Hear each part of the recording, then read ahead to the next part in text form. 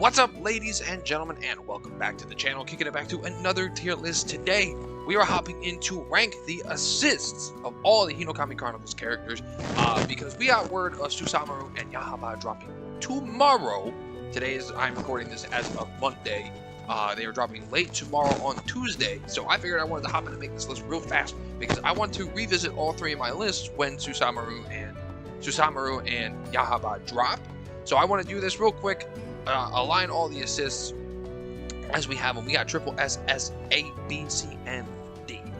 This is going to be purely on the character's assists alone and how they function as assists for your main character, or how they function to help for certain situations, like I just said, for your main character. I don't know why I'm repeating myself. Without further ado, let's go ahead and hop on in. So we're gonna ignore all the Academy characters for this list in particular, because unlike as point characters and for ultimates, their assists play out the exact same. And we are still going to be ranking Rui and Akaza, because I'm going to be ranking them based off of their demon skills versus assists. This way, we're going to be ranking them how their demon skills assist the character and play out to better advantage the character, because that's all they have. They don't have the assist swap or calling assist, they have demon skills. So that's how we're going to do it, and that's how we're going to do them. Yahaba and Susamaru drop. Let's get into it. So we're going to start down here at the bottom right and kind of work our way up. Zititsu, I believe, is A tier. And he doesn't have a lot of horizontal approach, but vertically, Zititsu is very strong. Straight line, Zititsu is very strong. He's able to cover a lot of ground, and if you know the ins and outs of a Zititsu assist, you can make a lot of great conversions off of it. It's something that's kind of easy to avoid, and it's pretty hard to hit on a very mobile opponent. But if you have something that's really strong for lockdown, or you know when to call it, especially during like dashing and things like that, it's very strong and very useful to catch your opponent off guard. Next up, we have Uroko Daki, and I do believe that Uroko Daki is A tier as well. The water wheel is amazing. You get it's extended version, so it gives off a very nice ground bounce, which is great for combos. It is a little slow, and the tracking is a little wonky sometimes, good and bad. He does have a waterfall basin, which is great for visual noise. A lot of assists that do make a lot of visual noise are typically pretty strong, because when they make a lot of visual noise, you're masking and hiding your moves inside of the assist. So you can charge a strong attack, you can throw out a grab, you can lock them down for a grab. They're very strong and usually are very well regarded. There are only a few that I can think of in my mind where they do make a lot of visual noise, but the assist overall is just not that great. And there's only a few characters like that. Next up, we have Water Tanjiro, and I do believe he is S tier solely for the water wheel. Unlike the other water wheels in the game, his actually has a horizontal hitbox, which is fucking strange. So it's very, very sneaky at catching your opponent off guard if they're trying to sidestep it, which is very, very hard to do. So it covers a lot of ground. He has a waterfall basin to make a lot of visual noise. Tanjiro is just a great assist. It's got good tracking, great capabilities of holding your opponent down. It's a very strong and well-rounded assist. Shinobu, bam. Shinobu is tied with one other character for best assist in the game, and I'm sure you already know who that other best assist in the game. Now, triple S tier also stands for this.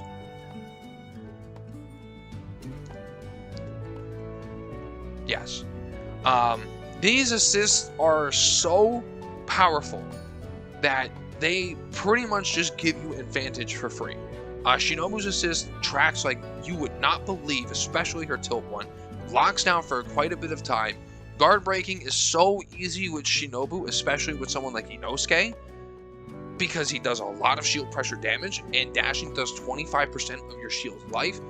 It's so easy to guard break with Shinobu. Not only that, it's great for lockdown. It tracks so easily. You're always getting clipped by Shinobu. And she's one of the assists that's very good at stuffing something that you're trying to do. Are you trying to dash? You're going to get blocked by Shinobu. Are you trying to throw out a skill? Shinobu's going to stop you from your forward advancement because she's in the way. It's such a strong and powerful assist. There's only one other character on this entire tier list, which you probably already know, who is just as equal with her in that tier, and we'll get to her. We'll get to it very shortly. I said we already know who it is. Next up is Sabito. Sabito is going to go down to C tier. If it wasn't for the waterfall basin, Sabito would easily be D tier. But that tilt where he's doing the consecutive slashes, it's not good. It's really not good. It misses a lot of the time. Sure, when it connects, it's decent for lockdown, but it has a lot of gaps in between for your opponent to push block to get them off of you so they can just push block and giant dash away.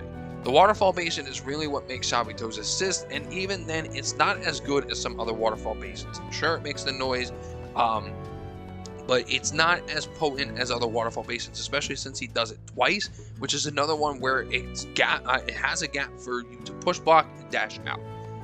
Sabito, if you're going to play Sabito, he's more of an point character, and you're only utilizing him for the assist swapping. Anyone that's C or D is usually just meant for assist swapping. Like, you're not really going to utilize their assists all that much unless you can really find a window to get them in there. But most of the time, you're just going to utilize them for the fact that you can do an assist swap. Rui, I believe, is definitely A tier. As a matter of fact, based off of demon skills alone, I do believe he's S. I'm going to be honest. The basket move tracks from anywhere on the screen and leads into a lot of his more high damaging combos, especially full screen combos that lead into his ultimate. And that trap is just... his tilt demon skill is absurd. Like, it covers so much area, you can just sit behind it and replenish if you really need to. It's great for snuffing.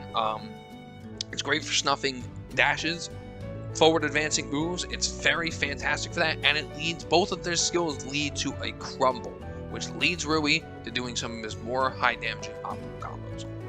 Honestly, demon skills alone, Rui is definitely S tier. Both of these skills are absolutely amazing and offer such great assistance to an already well balanced character. I believe Rui is very strong. Then Goku, I'm gonna put him in A tier. Very strong assists, very good forward advancing tilt skill, creates a lot of visual noise with his lion move. Very strong character. There's not really much else that need to be said here. Much like Tanjiro or Uroko Daki, he functions kind of pretty much the same way. But I will say that the tiger does create more noise than those, and is pretty easy to hide stuff with. But ultimately, they're a little bit slower. Both of his assists are a little bit slower than like something that's like S tier worthy, so that's why I'm putting him in A tier. And yeah, you already knew where she's going. One of the best lockdown assists in the entire game. Once she's on you, you can't get her off. One of the best trackings for the heal drop. I'm not going to dwell on Nezuko too much. Nezuko is absurd. These two characters definitely need a nerf. Not to their main kit. Maybe Nezuko a little bit to her main kit, but not to their main kit, but just their assists. There is absolutely no reason, and I'm going to double back on Shinobu real quick. There is no reason for Shinobu's tilt skill to give a crumble when she's on main, it doesn't give a crumble. There's no reason for that. When other characters have to suffer an unfortunate fate of their assist actually being worse than their main skill, when her assist is better as an assist than it is the main skill. Both these characters are absurd as assists and are on so many teams just because of that. Most people put them on the team, not even for the assist swapping, but just for the fact that their assists are so powerful. Next up, we got Murata. And I don't see it, Murata fans. If you guys want to comment down below and let me know like any hidden tech with this character when it comes to his assist, please let me know. A lot of people have been saying that his assists are actually kind of OG, and I don't see it. His water slash does one hit. It's awful on block. It doesn't do much, not much hit stun on hit. His water wheel is garbage. I don't see it. Again, he's a spoof character. He's meant to be played for fun. But as an assist, he's just awful. I've seen people say that he's actually got some solid assists, and I don't see it. So if you guys want to try and change my mind down below, I'm more than welcoming to it. And I will revisit this tier list after Susamaru and Yahaba come out, not only just for them, but to change Murata's place if you can convince me otherwise. So let me know down below what you guys have to say about his assist. But I don't see it. Bakumo, another D tier. Again, she's a point character. She's not meant to be played as assist. Her water wheel tracking is awful on assist. And this is what I was talking about before with Shinobu. Her water wheel is such a good move on point, but it's garbage as an assist. The tracking is so awful, and her water surface slash is nothing all that spectacular. You can lead some cheeky combos into it, but that's about it. 90% of the time, you're going to be playing Bakumo as your point. If you have Bakumo in the team, she's your point character, and you'll only utilize her for the assist swapping functions that Demon Slayers get.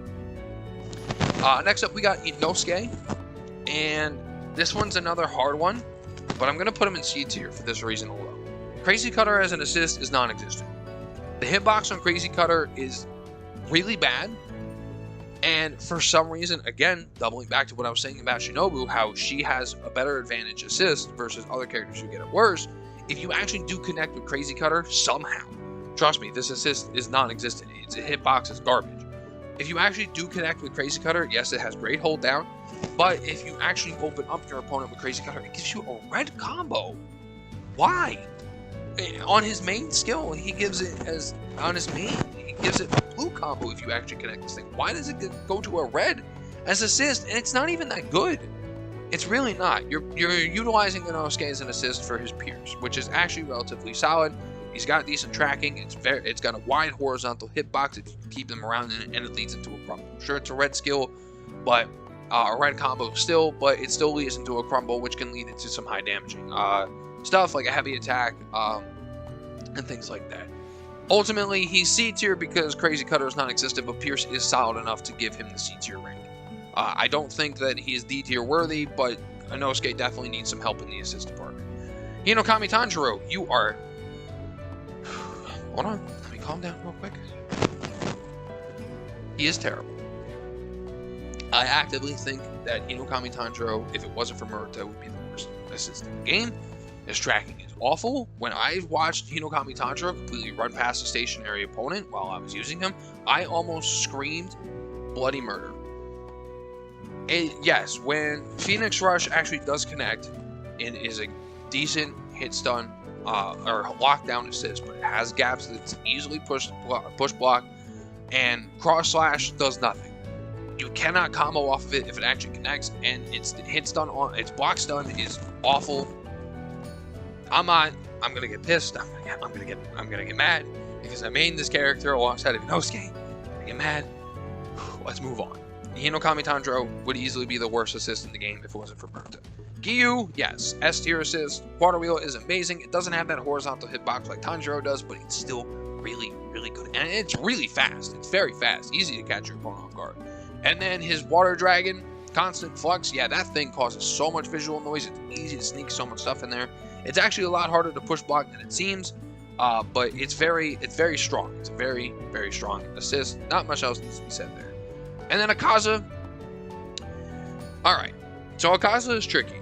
Akaza as a character himself is garbage, but he does have some pretty strong demon skills. But the unfortunate thing is, and we're going to talk a little bit about that, the unfortunate thing is with Akaza, and this is why I'm putting him in C tier.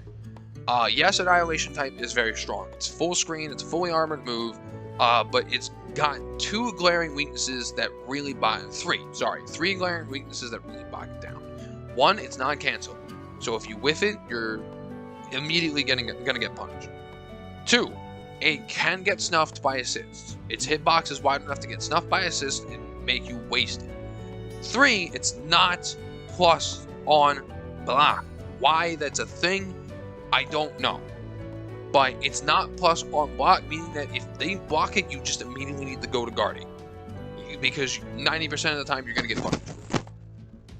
Why this move is not safe on block, I don't know. It really, really does suck. And then his other demon skill is basically non-existent unless you're using it for a combo ender. And it's got good damage as a combo ender, which is why I'm pretty much putting him in C tier rather than D tier. Actually, you know what? No. We're going to give him B tier. Because while Annihilation type really does have three glaring weaknesses, it's still a very strong move. I definitely do think they held it back to avoid it being broken, but it really needed those plus frames on block. And while his other move is basically non-existent unless you're using it to end a combo, it's a really strong combo ender and does a lot of good damage. So we'll give Akaza B tier for his demon skills. His Annihilation type definitely needs fixing on. Just give it plus frames. I don't care that it's unsafe on whiff.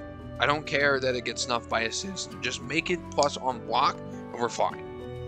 And then Akaza is immediately shooting up to probably about A tier when it comes to his demon skills and his demon skills alone. But as it stands now, no. I can't give it any higher just for the fact that it's not plus on block.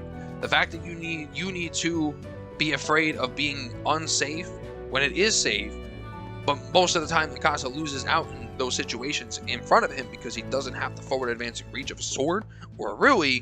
It's basically unsafe and you need to block afterwards. So there we go.